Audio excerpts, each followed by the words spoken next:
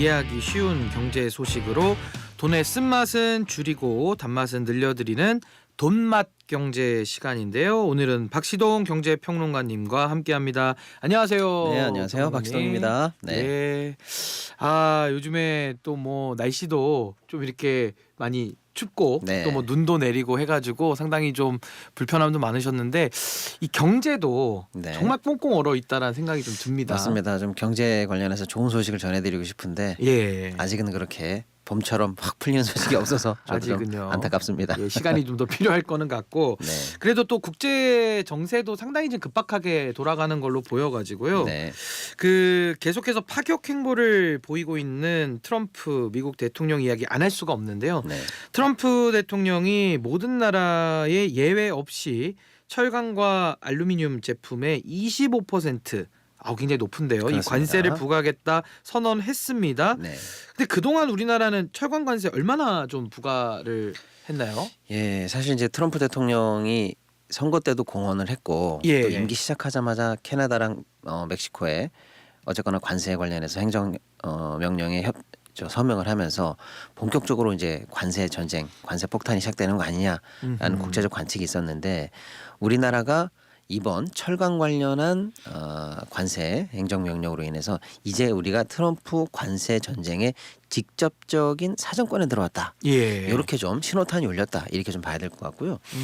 그동안은 사실은 트럼프 대통령이 지금이 사실은 2기라고 본다면 1기였을 때도 철강 관련해서 이런 어떤 관세 전쟁을 하긴 했었습니다. 예. 근데 이제 그때 사실은 우리는 FTA 국가 아닙니까? 그러니까 우리는 원래 상호간에 비관세다, 무관세다 이렇게 서로 협정이 되어 있는데 예. 우리한테 관세를 매기면 어떡하느냐라고 이제 한미 간에 협의가 있어서 관세를 매기지 않는 대신에 쿼터를 받는 방식으로 해서 연간 한 260만 톤 정도의 철강에 대해서는 그러면 비과세로 해라. 아하. FTA의 영향력이죠. 나머지에 대해서는 조금 그런 관세를 받자라고 했는데 우리가 미국에 수출하는 물량이 대충 284만 톤 정도 된다고 보면은요. 예. 거의 뭐 한 80%, 90%에 해당하는 260만 톤은 그래서 그동안은 무관세로 가고 있었습니다. 그러면 이번 조치는 뭐냐면 한미 FTA 때문에 안심하고 있던 안전지대의 그 쿼터 물량 거기까지도 관세화로 돌리겠다는 조치다. 이렇게 봐야 됩니다. 그럼 무관세로 예. 우리가 관리받던 그 많은 양에 대해서 그렇죠. 이제 관세가 부과된다고 하면은 이건 산업계나 이 수출업 하시는 분들 굉장히 좀 부담이 되실 것 같은데요. 뭐 직격탄이라고 볼 수가 있겠습니다. 우리 철강 수출 전체 물량의 약 한 14에서 15%가 이제 미국으로 나가는데 이게 지금 이제 관세를 받게 된다 이렇게 이제 보셔야 될 것 같고요. 예. 시장에서도 일단 이 충격적으로 받아들이고 있어서 철강 관련한 주가가 당일 이 관세 부과 발표가 나올 때부터 이제 급락을 했고 사실상 지금 약보합 상태로 해서 좋지 않은 상황으로 계속 이어지고 있다 이렇게 봐야 될 것 같습니다. 예. 그런데 이제 예. 사실은 철강 업체에게 주어지는 직접적인 관세 폭탄이다라고 하면은 우리 청취자분들이나 누가 경제 비전문가분들도 충격이 있겠는데 여기까지는 이해가 쉬우세요. 네. 근데 사실은 뭐냐면 2차 피해도 굉장히 큰 문제인데 요거를 이제 많은 분들이 잘 아직은 모르십니다. 그래서 안 그래도 저도 그걸 여쭤보려 했던 게 이 네. 관세를 이렇게 높게 부과하면 이게 우리 산업에 미치는 영향 이게 좀 굉장히 궁금하거든요. 맞습니다. 예를 들어서 예. 우리가 미국에 자동차를 많이 수출하고 있고 또 이제 미국이나 멕시코에 특히 이제 현대 기아차 같은 경우에는 현지 공장에서도 미국에 많은 물량을 내고 있습니다만 예. 우리가 만드는 자동차의 철강, 철판 어디서 가냐면 그게 사실은 국내에서 미국으로 수입돼서 거기서 만들어지는 거거든요. 예. 당연히 이제 국산이니까 좋고 또 여기서 이미 자동차 만들 때부터 맞춤형으로 사실은 철강 업체들과 조인이 되어 있는 제작 거거든요. 단계부터. 그렇습니다. 예, 예. 근데 자동차뿐만 아니라 예를 들어서 LG에서 만드는 세탁기 같은 것들 또 수많은 우리 이제 산업 관련해서 수출을 하고 있는 우리나라 업체들이 국내에서 이미 우리 철강을 현지로 조달해서 거기에서 나가고 있거든요. 예. 근데 만약에 우리가 여기서 이제 관세를 부과해서 미국으로 넘어간다라고 하면은요. 그런 많은 그 2차적으로 우리 철강을 받아 쓰는 업체들이 추가적으로 원가에서 25%의 상승 요인을 받게 되는 거죠. 어허. 그러면 그 물건에도 역시 미국 내에서의 경쟁력이 악화되는 이게 바로 우리 산업 전체에 미치는 연쇄적인 파급 효과다. 가격이 높아지니까. 그렇습니다. 그래서 아하. 유의미하게 원가의 부담을 받는 업종만 골라도 물건만 골라도 25개 이상 현재 조사가 되고 있으니까요. 예. 차, 냉장고 등등등에서 우리 이 보통의 분들은 모르시지만 그렇게나 물건이 많았어 할 정도로 사실은 파급력이 큰 조치가 될 수도 있다라는 게 우려의 포인트가 되겠습니다. 그러니까 이게 지금 평론가님 말씀에 의하면 이제 단순히 뭐 철강, 알루미늄 관세 부과하는 것도 물론 우리가 충격적이지만 네. 이게 또 미치는 2차 산업들 뭐 자동차 이런 쪽에도 이제 많은 가격적인 그 경쟁력 약화에 네. 요인이 될 것이다라는 말씀이시고요. 근데 일각에서는 이제 반도체 관세 부과 이건 좀 현실화 가능성이 크지 않다라는 이야기도 좀 있던데 뭐 그건 이유가 어떤 것이고 또 평론가님 어떻게 보십니까?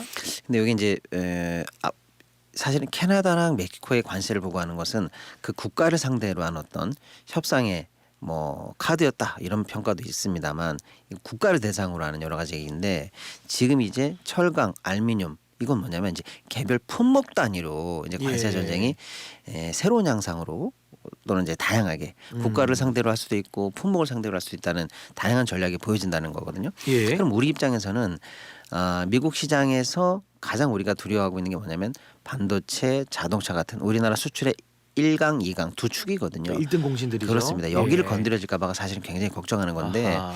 현대기아차에 들어가는 우리 강판에 관세가 붙어서 현대기아차에 뭐랄까 이제 원가 부담이 된다면 우리 입장에서는 연쇄적으로 파급 효과가 있다라고 했는데 미국산 자동차는 어떨까요? 미국산 자동차. 예, 미국산도 예. 사실은 싼 철강을 쓰는 회사들은 연쇄적인 원가 부담이 있습니다. 그런데 미국 내에서 생산되는 미국산 철의 강판을 쓰는 자동차 회사는 상대적으로 괜찮겠죠. 예. 이런 현상이 이제 미시적으로 미국에서 나타나는 관세의 추가적인 효과인데, 그러니까 그 물건이 어디 나라에서 오느냐, 그게 이제 미국산에도 충격을 주느냐, 이게 상당히 중요한데 예. 반도체가 철강과 미묘하게 다른 게 이겁니다. 예를 반도체는 들어서 뭐가 미국 다르죠? 관련해서 미국 시장에서 해외에서 들어온 반도체에 대해서 어느 정도 제재를 하기 시작한다라고 하면은 미국 시장에서 우리 반도체가 독점력을 갖거나 기술 우위를 확실하게 갖고 있어서 후발주자들을 관세 전쟁을 통해서 떨쳐낼 수 있는 제품이라면 오히려 기술 격차를 벌이거나 시장 점유율을 벌려낼 수 있는 기회가 될 여지도 있기는 있습니다. 야하. 그런데 오히려 독점력이 상당히 약해서 우리에게만 관세 부담이 가는 그런 류의 반도체에는 부담이 되겠죠. 또 부담되고. 예를 들면 이런 겁니다. 그 SK 하이닉스가 독점적으로 사실상 납품하고 있는 엔비디아의 예, 고성능 칩, HBM 같은 고성능 칩 관련해서는 우리한테 관세를 매기면 결국에는 관세를 매긴다고 해서 우리 걸 배제할 수가 없어요. 그러면 이제 더 높은 값으로 원가 부담만 생겨서 그 칩을 소비하는 미국의 AI 업체라든지 다국적 거의 글로벌리한 예. 그런 M7 업체들이 원가 부담을 지게 돼 있는 거죠. 안 살 수 없으니까. 그렇습니다. 그렇죠? 예. 그럼 결국에는 예. 모두에게 동일하게 적용이 돼요. 동일하게. 그러니까 예. 한국산이 강한 독점력을 갖고 있는 업체는 원가 부담을 올려도 배제가 되지 않을 것 같고 예. 중저가는 미국 업체나 우리나라 동일하게 효과를 보죠. 그러니까 이게 철강과 조금 다른 측면입니다. 그러다 보니까 반도체에 관해서는 만약에 관세 전쟁을 세게 간다 하더라도 미국도 이거를 시장에서 오래 반기지 않을 것이다.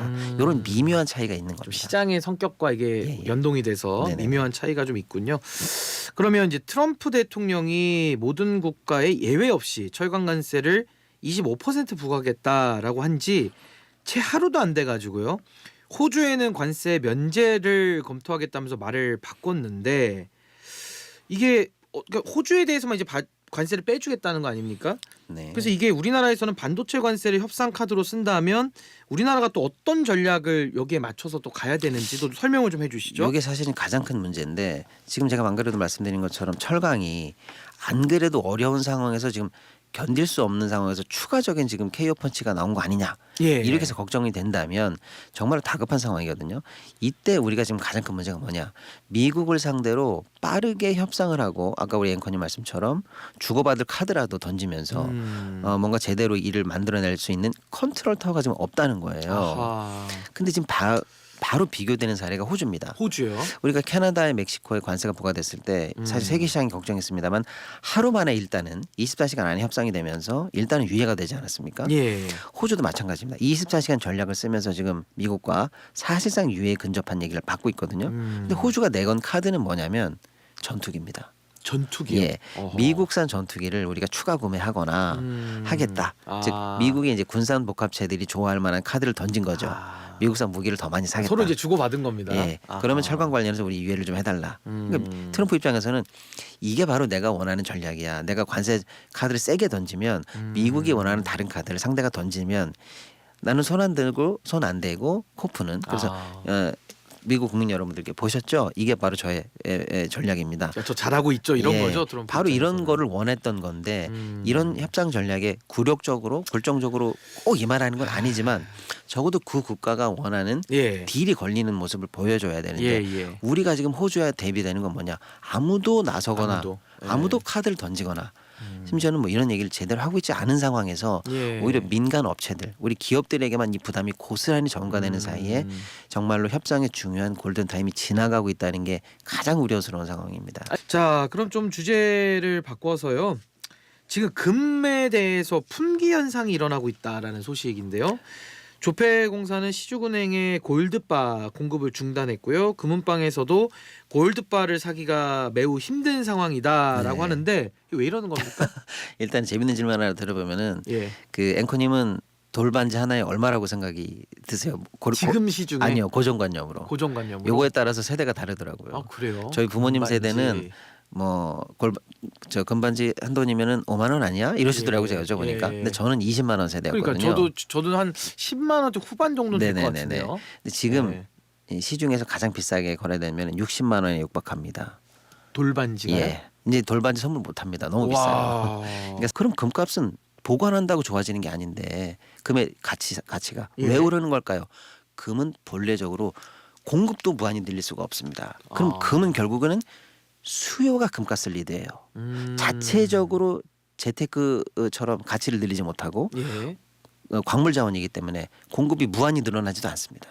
수요가 결국 가격을 이끄는 가장 큰 팩터입니다. 어허. 그럼 지금 국제적으로 금의 수요를 올리고 있다 이렇게 봐야 되겠습니다. 그러니까 왜 금 수요가 올라가는지가 너무 가장 크게 궁금한데요? 이 금의 또 하나 이 중요한 기능이 달러라든지 이런 거에 대비한 안전 회피 자산입니다. 예. 그러면 지금 국제 정세나 국제 경제가 불안하다라는 걸 일단 보셔야 될 것 같아요. 예. 예를 들면 미중 무역 전쟁이 세게 일어난다. 그럼 중국 입장에서는요. 달러화 기반으로 중국 경제가 패깅이 잡혀 있다라면 미국의 어떤 식으로 전략적 행위에 많은 부분 영향력 하에 들어가게 됩니다. 예. 그래서 중국이 사실은 3년 전부터 미국 국채 보유량을 줄이고 있습니다. 어허. 달러에 엮이고 싶지 않다는 거죠. 예. 영향력을 최소화하려고 하는 겁니다. 그런 측면에서 중국이 한때 대체 자산으로 생각했던 게 코인이었습니다. 가상 자산. 근데 이것은 공산당 중국 정부의 통제 밖으로 갑니다. 예. 부패에도 연관이 돼 있고요. 그러니까 코인도 아니다 이렇게 보는 거죠. 그러니까 결국 중국이라는 국제적인 큰 손이 대체 자산으로 금을 사기 시작했습니다. 중국 중앙은행 금 보유량이 굉장히 늘어나고 있어요. 많이 늘어났고요. 많이 늘었습니다. 또 우크라이나 전쟁 이후에 예. 러시아가 미국의 국제 경제망에서 제재를 받았습니다. 국제 은행 거래망 스위프트 코드라고 하는데 거기서 제재를 당했고 예. 달러 자산이 동결이 됐어요. 그런 현상을 목격하니까 비미국 국가 또는 반미국 국가인 글로벌리한 여러 가지 제3세계 국가들이 미국 달러 경쟁에 100% 예속되는 게 언젠가 미국 눈 밖에 나면 불안하다는 생각을 하게 된 거예요. 그래서 각국의 중앙은행들이 동시에 금 매입에 나섰습니다. 지금 거의 전 세계 모든 중앙은행이 금 매입을 늘렸습니다. 어허. 그러다 보니까 국제적으로 수요가 촉발된 가격 상승 랠리가 시작됐다. 이렇게 봐야 되겠죠. 그러니까 결과적으로는 불안감 때문에 뭐 그렇습니다. 국가 단위든 개인이든 네. 금에 대한 수요가 높아져서 올라갔다. 근데 이 부분에서 조금 안타까운 거는 예. 우리나라 한국은행은 그러면 어떤 포지션으로 지금 금 랠리에 임하고 있는가를 봤는데 예. 안타깝게 뭐 안타깝다고 말하긴 뭐했습니다만은 이 국제적인 금 상승 랠리는 한 3년 전부터 있었거든요. 이 기간 동안에 금을 단 1g도 늘리지 않았습니다. 아, 우린 그냥 그대로예요? 그렇습니다. 이게 왜 그렇게 됐나 봤더니 예. 금 관련해서 한국은행에 약간 트라우마가 있습니다. 어떤 트라우마가 있죠? 예를 들어서 예. 우리가 금을 제일 많이 샀을 때가 2011년, 12년도 있고 13년도 있고 또 그 전에도 있는데 예를 들어서 그 아주 전에 1980년대에서 90년대 초반에 한국은행이 보통 한 850달러 정도 온스당 금 매입을 한 걸로 조사가 예. 되는데 1999년에 무려 금이 251달러까지 추락합니다. 그러니까 850에 샀는데 251이 됐으면 네.